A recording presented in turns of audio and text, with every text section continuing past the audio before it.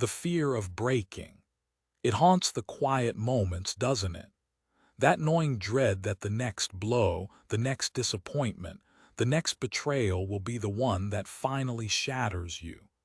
We live in an age that often glorifies fragility, mistaking weakness for sensitivity, an era that coddles comfort and shies away from the raw, unyielding truths of existence. But you are here because you reject that path. You are here because you seek something more, something real, lasting strength, the kind that endures, the kind that cannot be bought or faked. You are here because you want to learn how to never be broken. And that is exactly what we are going to forge today, using the unyielding steel of Stoic principles. This isn't about hollow affirmations or fleeting motivation. This is about restructuring your very foundations, building an inner citadel so formidable that the storms of life, no matter how ferocious, will break against it, leaving you standing stronger than before. If you're ready to abandon the victim mentality, to cast off the shackles of emotional reactivity, and to embrace the disciplined path to an unbreakable spirit, then listen closely. The journey to lasting strength begins now, and it demands your full attention, your unwavering commitment. The principles we are about to dissect are not mere suggestions. They are laws of an empowered existence, etched by men who faced plague, exile, war, and betrayal, yet stood unbent. It's time to learn their secrets. The first, and perhaps most foundational Stoic principle you must weld into your character if you are to achieve lasting strength and never be broken, is the absolute mastery of your inner citadel through understanding the dichotomy of control. This isn't a polite suggestion. It's a brutal, liberating truth. Most of what causes you pain, most of what threatens to break you, lies squarely outside your direct control. Your obsession with these externals, other people's opinions, the whims of fortune, the outcomes of your efforts once they leave your hands. This is the primary source of your vulnerability, the gaping hole in your armor. You bleed energy, peace, and power by wrestling with phantoms you cannot command. The Stoics, from Epictetus, a former slave, to Marcus Aurelius, a Roman emperor, were relentlessly clear on this. Lasting strength is not built on influencing the uninfluenceable, but on fortifying what is yours alone. And what is yours? Your thoughts, your judgments, your choices, your actions, your will, your character. Everything else, your reputation, your health to a large degree, your possessions, the behavior of others, the grand sweep of world events, is, at its core, external and ultimately indifferent to your desires. To attempt to chain your well-being to these shifting sands is to condemn yourself to a life of anxiety, frustration, and inevitable breakage. Consider the modern battlefield of life. You lose a job. The external event is the job loss. If your identity, your worth, your entire sense of stability was tethered to that job, you shatter. But the Stoic, practicing the dichotomy of control, acknowledges the pain, yes, but immediately pivots. The decision was theirs, outside my control. My response, however, is mine. My effort in finding new work, my commitment to learning from this, my refusal to let this define my worth, these are mine. This is not passivity. It is laser-focused action on the only front where victory is guaranteed, the internal. Think of a relationship ending. The other person's decision to leave is external. Your desperate pleas, your attempts to manipulate or force them to stay, these are futile thrashings against an external reality. You break yourself against their will. The Stoic path. Acknowledge the grief, the loss, these are natural. But then focus internally. How will I conduct myself with dignity? What lessons can I draw? How will I heal and rebuild my life? How will I ensure my happiness is not solely dependent on another? This is where true strength lies.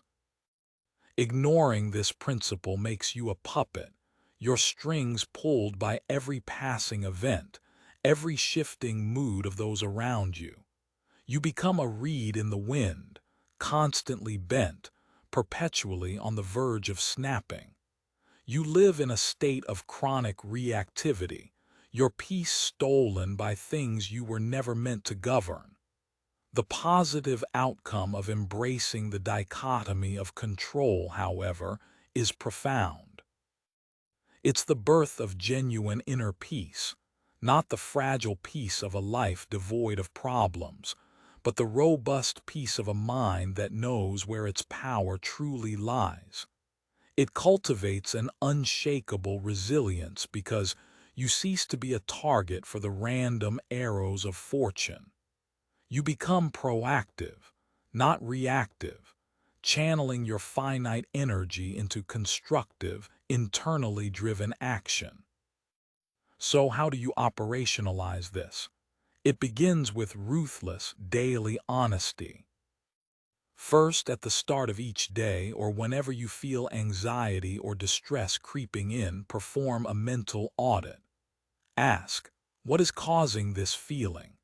Of these contributing factors, which ones are truly within my direct, immediate control and which are not? Be brutally honest. Your boss's mood, not in your control. Your prepared, professional response to it, entirely in your control. The traffic jam, not in your control.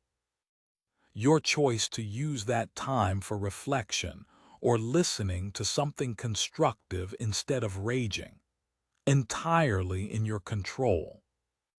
Second, keep a journal. When you face a setback, write it down. Then draw two columns, within my control and outside my control. List the elements of the situation accordingly. Then, consciously, deliberately, withdraw your emotional investment and mental energy from the second column. Refocus it entirely on actionable steps within the first. Third, practice acceptance of what is outside your control. This isn't defeatism, it's realism.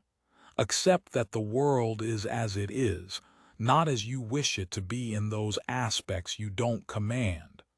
This acceptance frees up immense energy. This conscious, daily partitioning of concerns is the bedrock of Stoic invincibility. Master this, and you lay the first and most critical stone in the fortress of a mind that will never be broken. You stop fighting shadows and start commanding your own soul. The second Stoic pillar upon which your unbreakable strength must be built is the profound and often misunderstood principle of Amor Fati, love your fate. This is not a call for passive resignation or a Pollyannish denial of pain.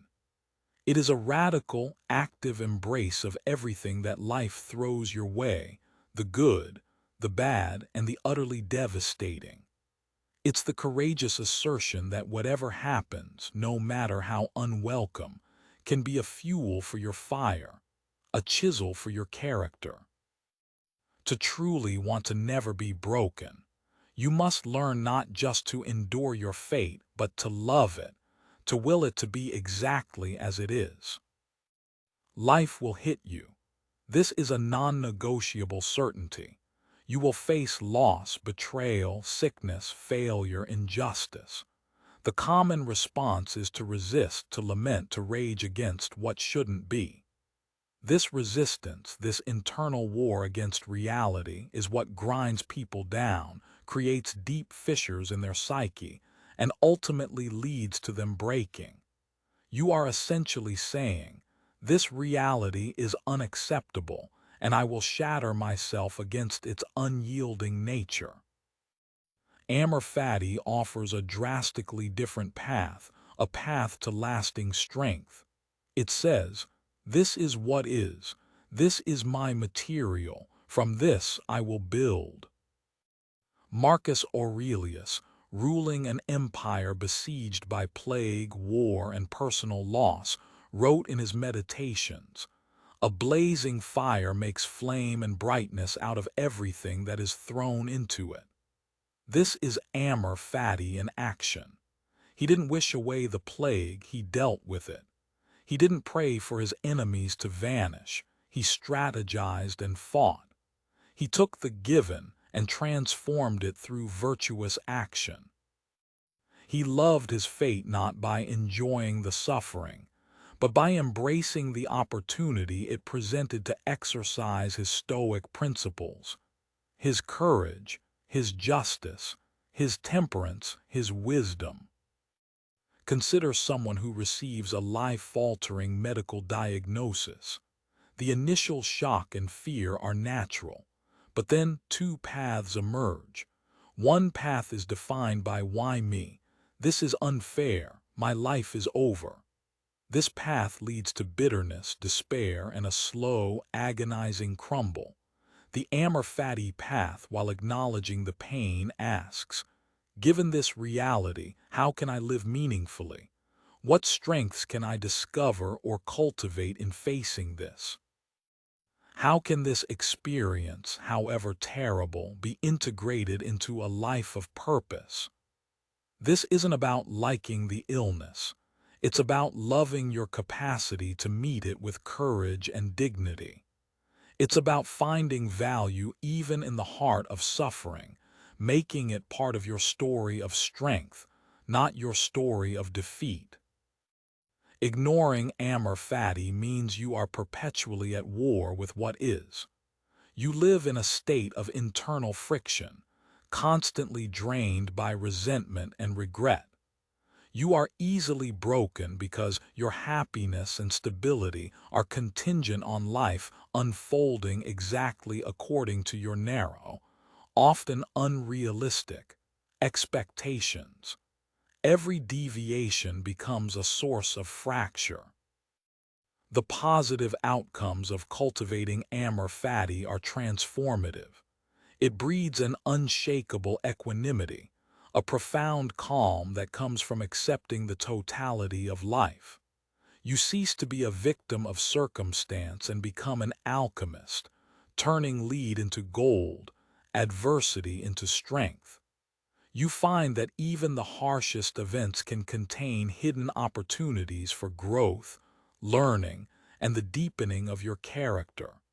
It doesn't mean you won't feel pain. It means the pain won't break you.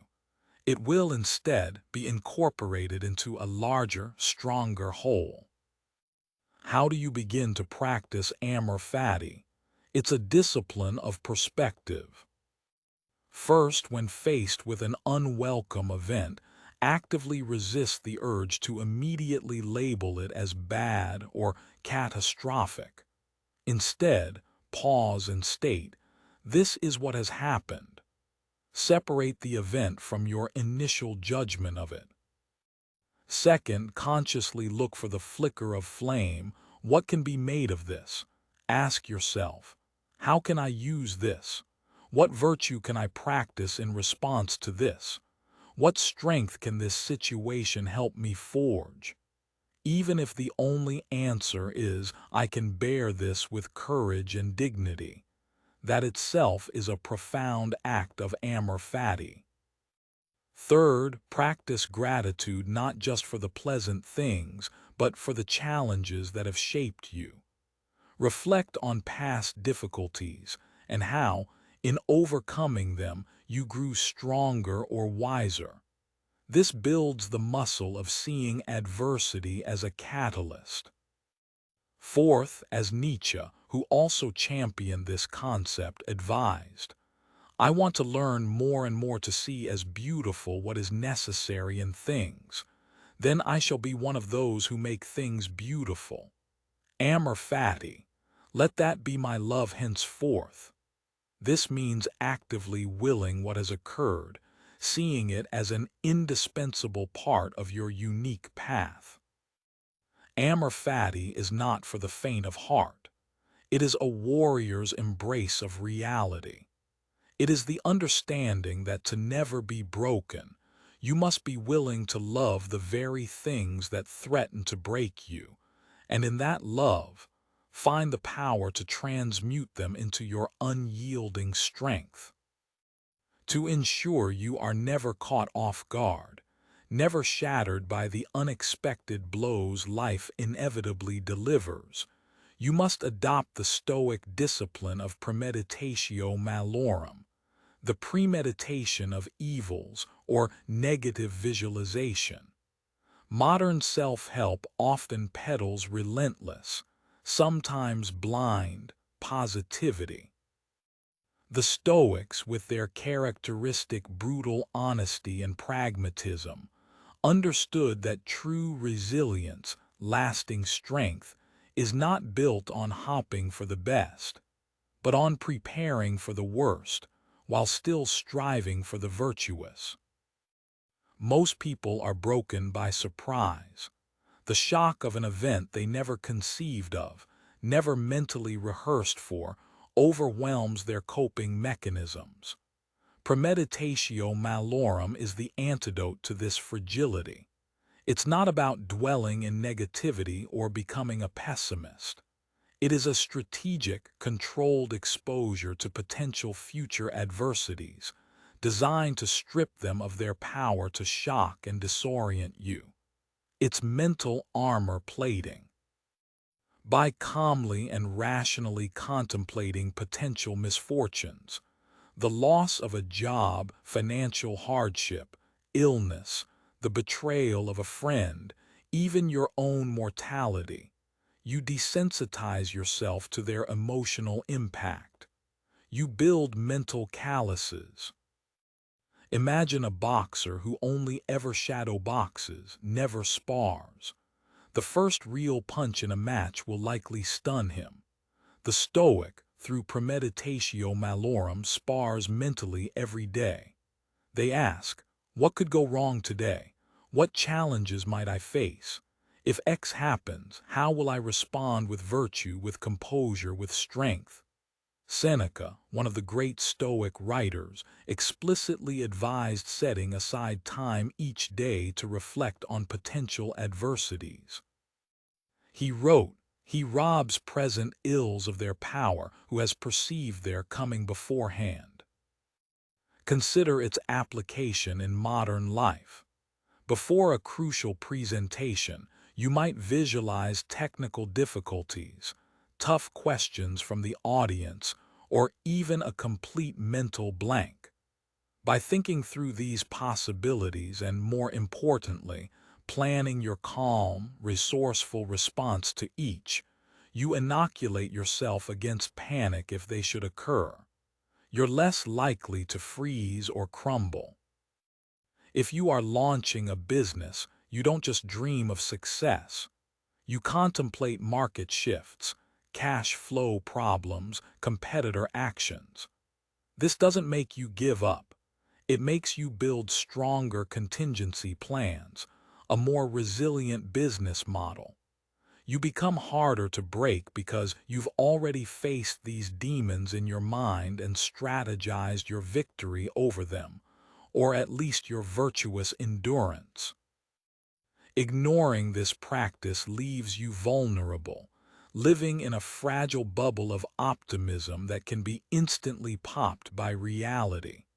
When hardship strikes, you're blindsided, emotionally overwhelmed, and your capacity for rational thought evaporates. This is when people break. They haven't built the psychological shock absorbers. The profound benefits of regularly practicing Premeditatio Malorum are manifold.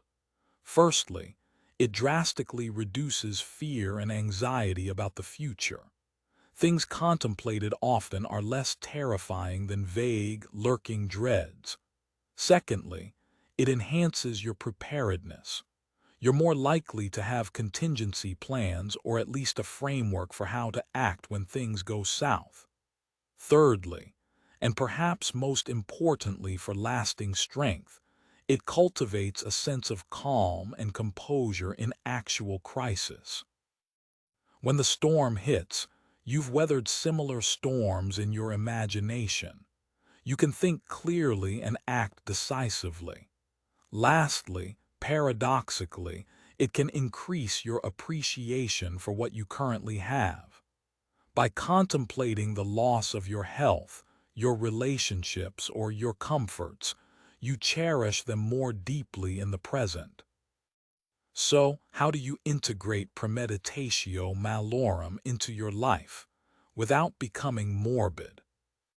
First, set aside a specific, short period, perhaps 5–10 minutes in the morning or evening. This is not meant to be an exercise in wallowing. Second, choose a potential adversity, big or small. It could be as minor as a difficult conversation or as significant as a major life disruption. Third, vividly imagine it happening. Don't shy away from the discomfort, but critically don't stop there. Then visualize yourself responding with the Stoic virtues, with courage, with wisdom, with temperance, with justice. How would the ideal version of you, the unbreakable you, handle this? Rehearse that response. Fourth, remind yourself that many of these things may never happen. The point is not to predict the future, but to prepare your spirit. And if they do happen, remind yourself of your inner resources, the things that cannot be taken from you, your character, your will, your ability to choose your response. Fifth, after contemplating potential losses, consciously shift to gratitude for what you currently possess. This balances the exercise and reinforces present appreciation. Premeditatio Malorum is not about inviting disaster. It's about forging an unbroken shield of mental fortitude. It's the warrior's practice of anticipating the enemy's moves, not to live in fear, but to ensure that when the battle comes, you are not just ready, but formidable and ultimately unbreakable. At the very core of Stoic philosophy, and absolutely indispensable for forging lasting strength that ensures you are never broken, lies the radical and liberating principle: virtue is the sole good. Our modern world screams the opposite.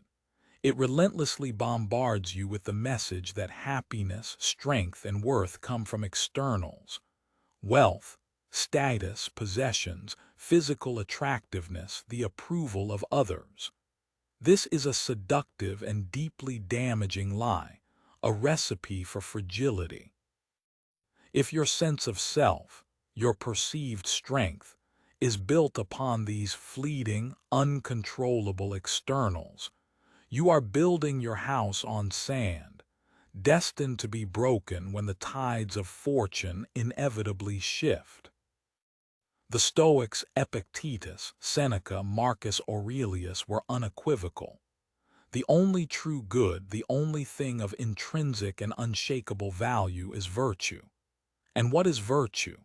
It is excellence of character expressed through wisdom, understanding what is truly good, bad, and indifferent, justice, treating others fairly and with integrity, courage, facing adversity and doing what is right despite fear, and temperance, moderation, and self-control.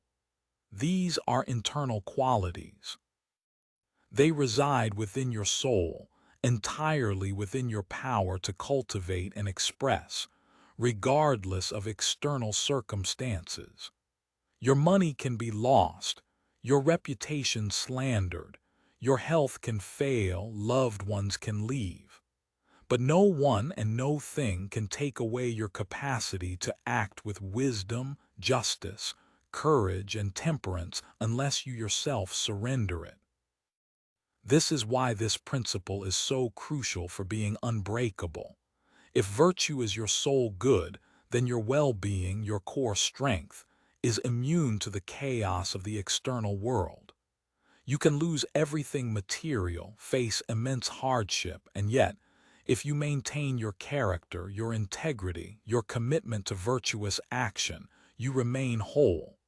You remain strong. You are not broken. Someone whose identity is tied to their job title is shattered when they are fired. Someone whose self-worth depends on their partner's affection is devastated by a breakup. But someone whose primary aim is to be a good, virtuous person finds a way to act with dignity, resilience, and purpose, even in the face of such losses. Their core isn't touched. Consider the contrast. A wealthy, powerful individual who lacks integrity and crumbles into despair at the first sign of public criticism or financial setback, versus a person of modest means who faces profound adversity, perhaps wrongful imprisonment like Nelson Mandela or debilitating illness, yet maintains their moral compass, their compassion, their courage. Who is truly strong? Who is truly unbreakable? The Stoic answer is clear. The strength derived from virtue is intrinsic, self-generated, and therefore indestructible by external forces. Ignoring this principle means you will forever be chasing shadows, seeking validation and security where they cannot be found. You will be a slave to public opinion, a puppet of your possessions, terrified of loss, and easily broken when the fickle winds of fortune change direction. Your energy will be squandered on protecting and acquiring things that, in the Stoic view, are ultimately indifferent to your true well-being. The positive outcomes of internalizing virtue as the sole good are profound. It leads to genuine self-worth, a sense of value that is not dependent on external achievements or the approval of others. It cultivates an unshakable inner peace, knowing that your core well-being is secure, regardless of what happens around you. You become a fortress of character, a beacon of integrity.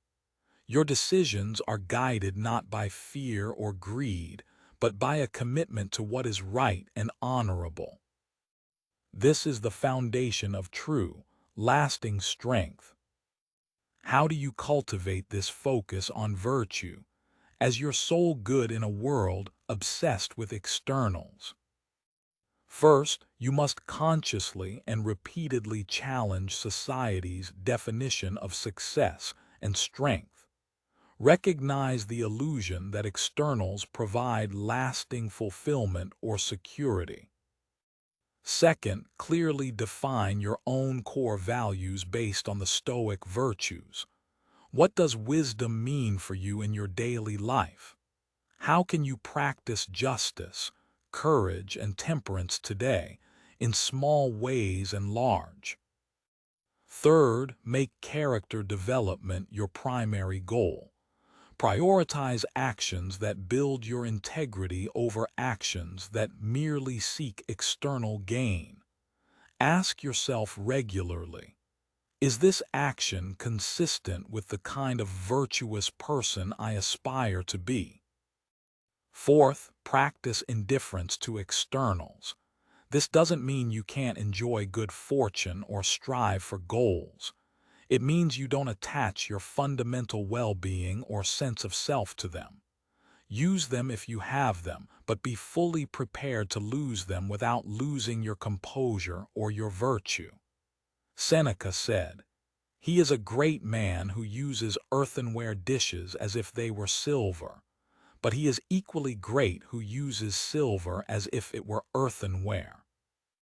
Fifth, find role models, historical or contemporary, who exemplify virtuous living in the face of adversity.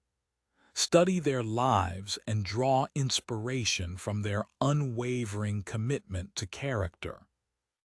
By reorienting your life around virtue as the sole good, you shift your center of gravity from the chaotic external world to the serene and controllable realm of your own character.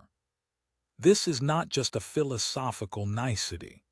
It is the practical, powerful key to becoming a person who can face anything life throws at them and remain, fundamentally, unbroken.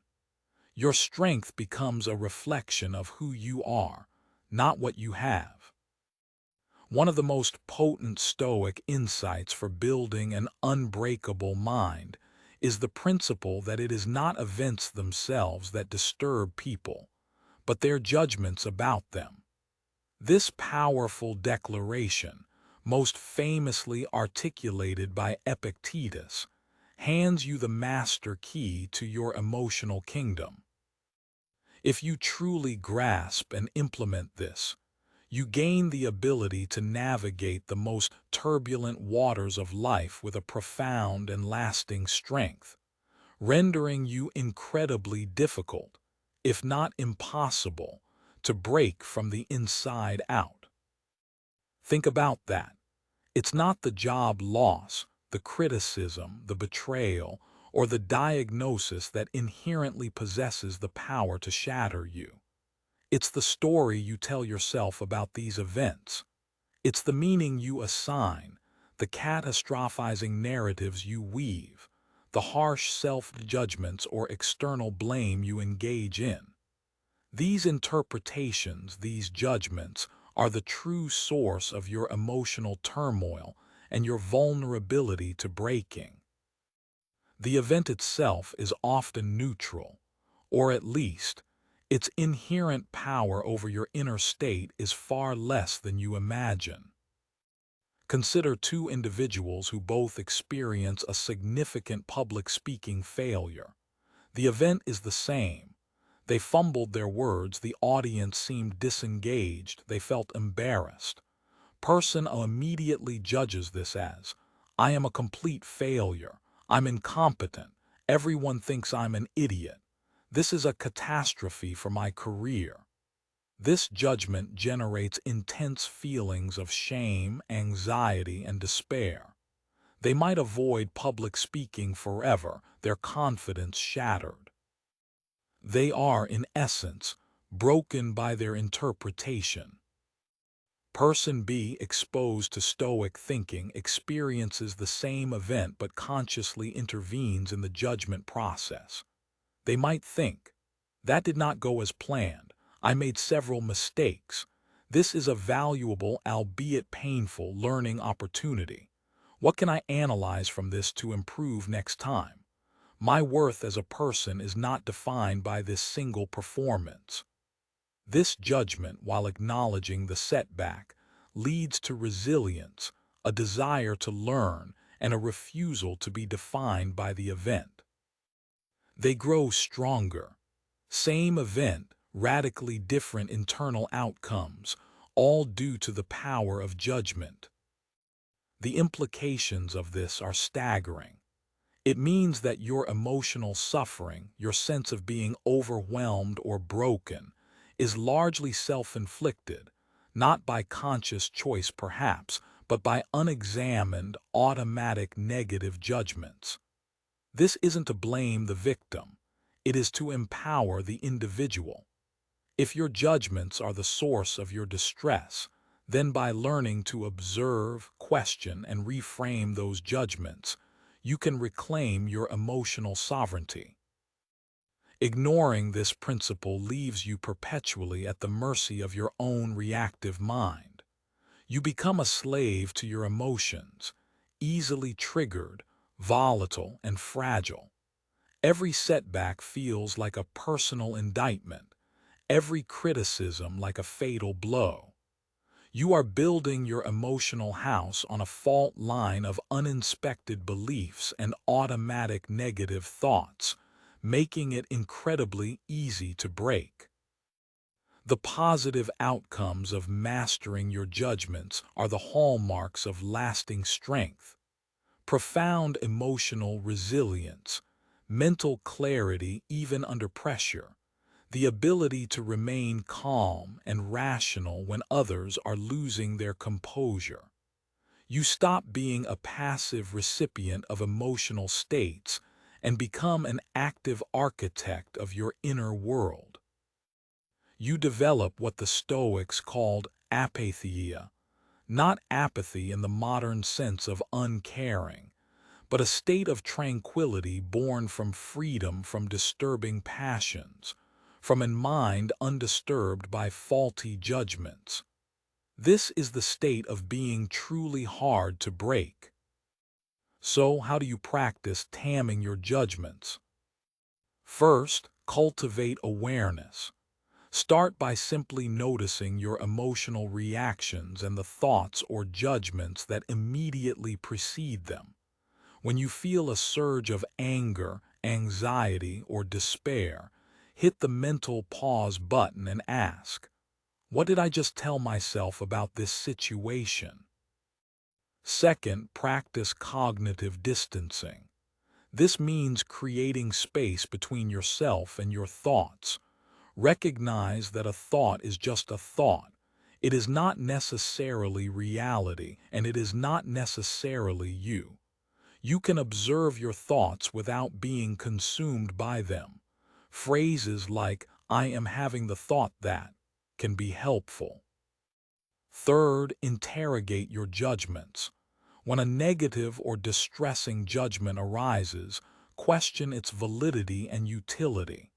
Ask, is this judgment 100% true? What evidence supports it? What evidence contradicts it? Is this interpretation helpful? Does it empower me or weaken me? What is another way to look at this situation? What would a wise and virtuous person make of this? Even if there is some truth to the negative aspect, what can I learn, or how can I respond constructively? Fourth, consciously reframe. Replace disempowering, catastrophic judgments with more realistic, constructive, and empowering ones. This isn't about lying to yourself. It's about finding the most rational and helpful perspective. Instead of this is a disaster, try this is a challenge, and I have the resources to deal with challenges. Fifth, focus on facts, not interpretations. Epictetus advised sticking to objective descriptions of events, free from added value judgments. My boss frowned is a fact. My boss hates me and I'm going to be fired is a judgment. Stick to the facts first, then choose your response. Mastering your judgments is an ongoing practice, a discipline. But every small victory, every time you catch a destructive judgment and reframe it, you are reinforcing your inner fortress. You are learning the art of emotional self-regulation at the deepest level, making yourself less susceptible to the internal corrosion that truly breaks people. This is the path to an undefeated mind. The final Stoic principle we will explore, one that transforms your entire relationship with hardship and is essential for developing lasting, unbreakable strength, is the profound insight that the obstacle is the way. This concept, most famously titled by Ryan Holiday in his modern Stoic interpretation, but deeply embedded in the writings of Marcus Aurelius, Seneca, and Epictetus, teaches that the very challenges, setbacks, and difficulties that you encounter on your path are not impediments to action or reasons to quit. They are the path itself. They are the raw material from which strength, wisdom, and virtue are forged. Most people, when faced with an obstacle, see it as a dead end, a source of frustration, something that will stop them, diminish them, or even break them. Their instinct is to avoid it, complain about it, or be defeated by it. The Stoic, armed with this transformative perspective, sees something entirely different. They see an opportunity to practice courage, to develop patience, to apply creativity, to test their resilience, to deepen their understanding. The obstacle is not in the way, it is the way. Marcus Aurelius wrote to himself, "The impediment to action advances action. What stands in the way becomes the way." He understood that every difficulty thrown in his path as emperor, war, plague, betrayal, incompetence, was not a deviation from his duty, but the very arena in which his duty, his Stoic virtue, was to be exercised and proven. The problem itself becomes the training ground. Think about it in practical, modern terms. You're working on a difficult project at work and a major roadblock appears. The common reaction might be stress, blame, a desire to give up. The Stoic approach: okay, here is the obstacle. This is now the focus. What can I learn from this? What ingenuity can I apply? What perseverance will be required? How can I turn this problem into a demonstration of my capability and character? The obstacle isn't something to be lamented. It's something to be engaged with, to be overcome, and in doing so, to become stronger and more capable. A personal relationship hits a difficult patch. Instead of seeing it as a sign of failure or a reason to flee, the Stoic sees the obstacle, the miscommunication, the conflict of needs, as the way to deeper understanding, to practicing empathy, to developing better communication skills, to forging a more resilient bond if both parties are willing. If you consistently avoid obstacles, if you shy away from difficulty, you remain weak. You never test your limits, never build new capacities. You become fragile, easily broken by the slightest resistance life offers. Because life will offer resistance. That is its nature. To wish for a life without obstacles is to wish for a life without growth, without strength. The profound benefit of internalizing "the obstacle is the way" is that it fundamentally changes your orientation towards challenges. You stop being a victim of them and become an active agent in transmuting them. It cultivates an anti-fragile mindset, one that doesn't just endure shocks but actually benefits from them, growing stronger, more resourceful, and more resilient with each conquered difficulty. It turns life from a series of potential breaking points into a continuous opportunity for self-mastery and the forging of an unbreakable will. You start to almost welcome challenges, knowing they are the whetstone upon which your character is sharpened. How do you make this principle an active part of your operating system? First, when an obstacle appears, consciously reframe your initial reaction. Instead of "oh no, a problem," try an opportunity to practice insert virtue, patience, creativity, courage, etc. Second, dissect the obstacle. Break it down into smaller, manageable parts.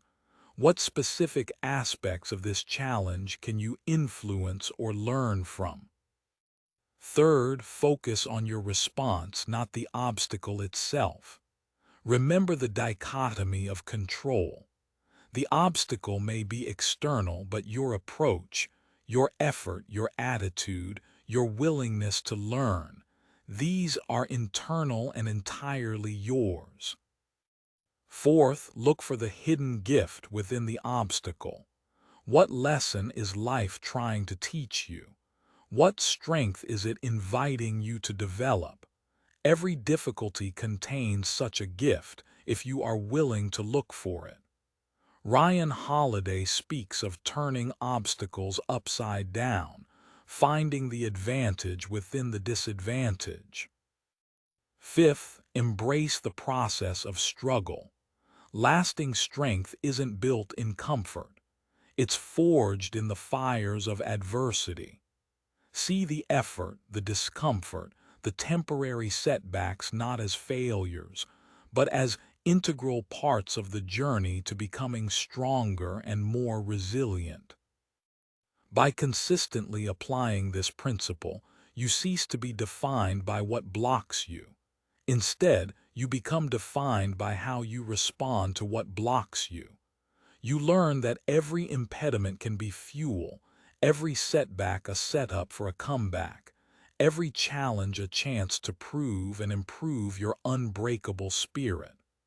The path to lasting strength is paved with the very obstacles you overcome. Embrace them, for they are the way. We have journeyed through the formidable landscape of Stoic wisdom, unearthing the bedrock principles designed to forge not just resilience, but a truly unbreakable spirit, a state of lasting strength that can weather any storm. This is the promise of never be broken, Stoic principles for lasting strength.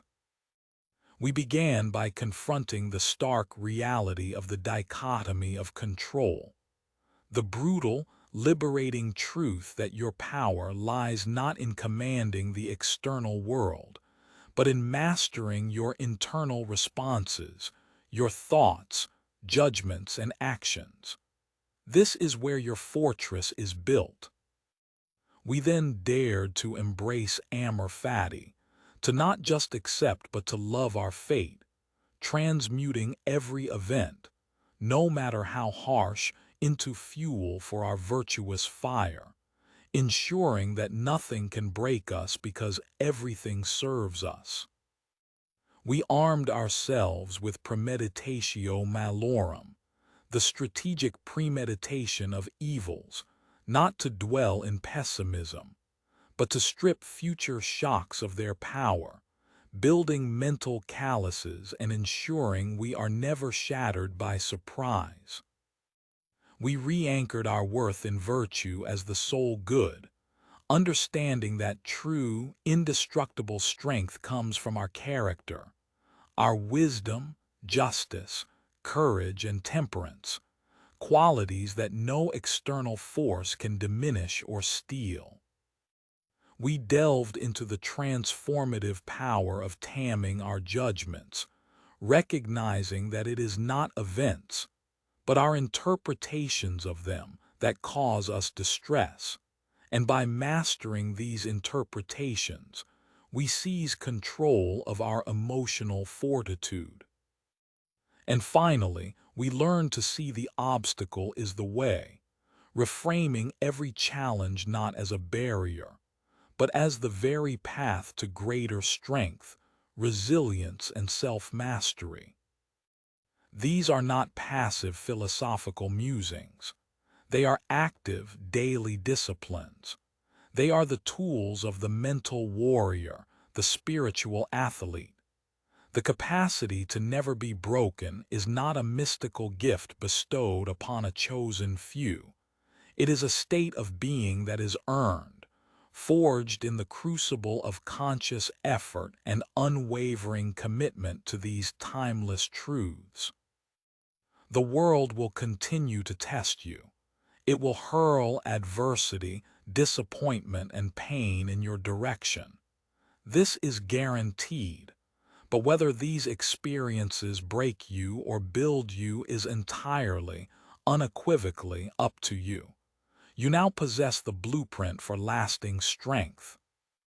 So the call to action is not merely to reflect on these words, but to implement them. Choose one principle that resonated most deeply with you today. just one, and commit to consciously practicing it this week. Perhaps it's identifying what's in your control each morning. Perhaps it's reframing a recurring negative judgment. Perhaps it's facing a small, avoided obstacle head-on. Do not let this knowledge become shelf help. Let it become the sinew of your character, the steel in your spine. Start today. Start now. Forge your unbreakable self, one Stoic principle, one conscious choice, one virtuous action at a time. The path to lasting strength is arduous. It demands discipline, but its reward is a freedom and a fortitude that few ever attain. The profound, quiet power of knowing that no matter what comes, you will never be broken. Your strength is not a gift. It is your victory earned every single day. Go forth and claim it.